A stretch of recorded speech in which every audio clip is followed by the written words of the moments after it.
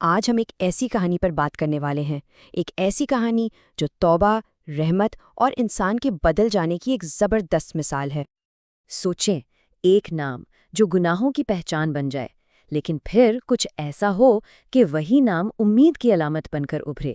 یہ کہانی ایک ایسی ہی عورت کی ہے، اور چلیں دیکھتے ہیں کہ آخر وہ ناقابل یقین سفر تھا کیسا۔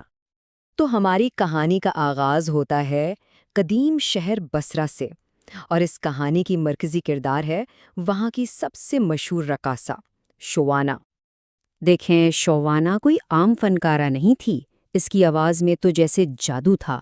بصرہ کے جتنے بھی بڑے بڑے امیر لوگ تھے، ان کی محفلیں شوانہ کے بغیر ادھوری تھیں۔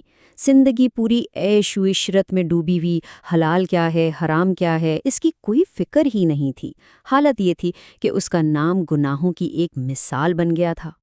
مگر پھر ایک دن ایک ایسا واقعہ پیش آیا جس نے اس کی زندگی کو ہمیشہ ہمیشہ کے لیے بدل کر رکھ دینا تھا۔ ہوا کچھ یوں کہ وہ اپنی سہیلیوں کے ساتھ ایک محفل میں جا رہی تھیں۔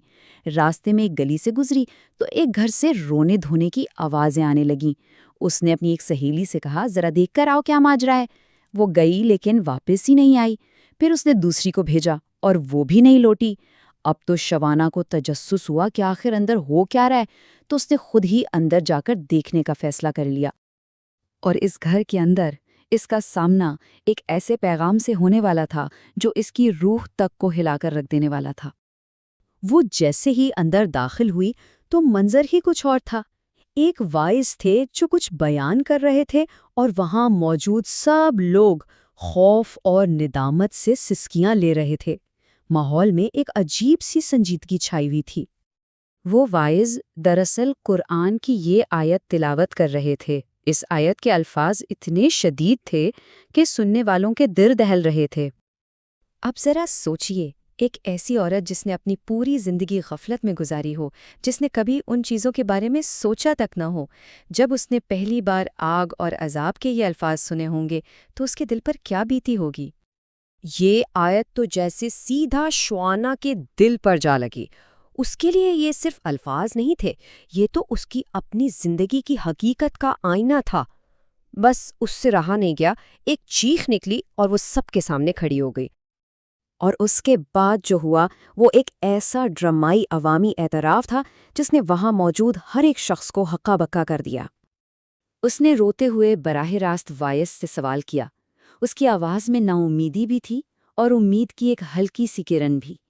وہ بس یہ جاننا چاہتی تھی کہ مجھ جیسے گناہگار کے لیے بھی کیا واپسی کا کوئی راستہ ہے؟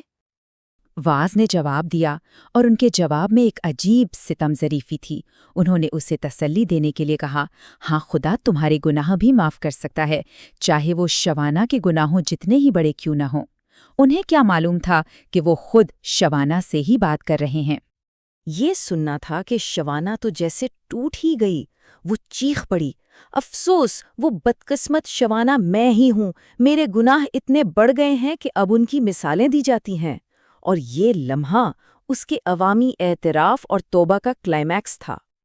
اور بس اس نے وہیں اسی وقت سب کے سامنے عہد کیا، میں توبہ کرتی ہوں۔ اس نے کہا، آج کے بعد میں کبھی کوئی گناہ نہیں کروں گی اور گناہگاروں کی محفل میں دوبارہ کبھی قدم نہیں رکھوں گی۔ یہ صرف افسوس نہیں تھا، یہ ایک پکا وعدہ تھا۔ تو اس توبہ کے بعد شوانہ کی زندگی کیسی تھی؟ چلیے دیکھتے ہیں کہ یہ تبدیلی کتنی بڑی اور کتنی گہری تھی۔ اس کی تبدیلی واقعی مکمل تھی۔ ذرا فرق دیکھیے، جہاں پہلے ناچ گانا تھا وہاں اب صرف عبادت اور دعا تھی۔ جہاں رنگین محفلیں تھیں وہاں اب تنہائی تھی۔ غفلت کی جگہ لے لی تھی مسلسل توبہ نے۔ اس نے اپنی باقی کی پوری زندگی بس خدا کی بندگی کے لیے وقف کر دی۔ وہ اپنی توبہ میں اس قدر سچی تھی کہ ہر وقت روتی رہتی تھی، اپنے گناہوں پر شرمندہ اور خدا کی رحمت کی امید میں۔ کہتے ہیں کہ اس نے عبادت اور ریاضت میں اپنے جسم تک کو گھلا دیا تھا، صرف اس ایک امید پر کہ شاید اسے معافی مل جائے۔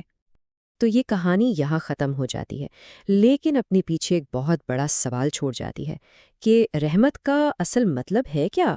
شوانہ کی کہانی صرف ایک شخص کے بدلنے کی کہانی نہیں ہے، یہ اس بات کا ثبوت ہے کہ خدا کی رحمت کی کوئی حد نہیں، اور سچی توبہ کا دروازہ ہمیشہ کھلا رہتا ہے، چاہے کسی کے گناہ کتنے ہی بڑے کیوں نہ ہوں۔ یہ کہانی ہمیں معافی اور امید کی اس بے پناہ طاقت پر سوچنے پر مجبور کرتی ہے۔